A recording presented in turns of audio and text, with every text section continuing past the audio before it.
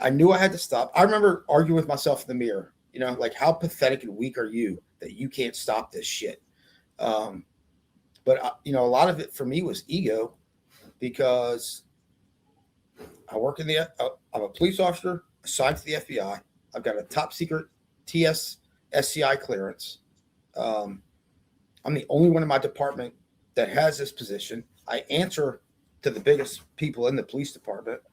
So how do I pick up the phone and tell them that I'm fucked up? You know what I mean? Like I couldn't do it. I couldn't bring myself to do it. So after my wife said what she had to say, like, and it was basically, she was like, you're going to rehab tomorrow or get out and you're not going to see, me or the kids. And that was the push I needed, dude. I'm not going to lose my family over this shit. So I called one of the big bosses at work and I texted him.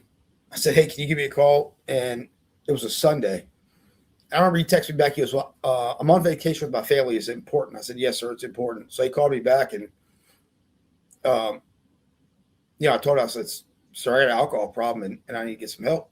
And he asked me, he goes, well, how's this going to affect your clearance? I said, sir, I don't give a shit how it affects my clearance. I need some help. And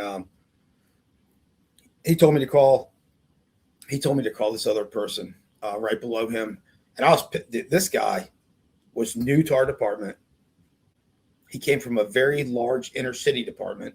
He's a big dude. He was just intimidating. You know what I mean?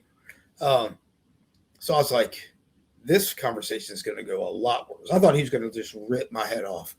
And I called him and he was cool as shit, man. He talked to me for about an hour and he told me, he said, Keith, your priorities are all fucked up.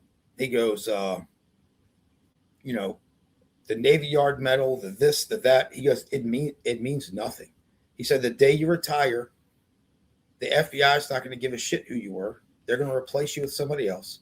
The day you leave the the day you leave the police department, they're really not going to care who you are. They're just going to replace you with somebody else. He goes, you got to put your family first. And it was finally like, yeah,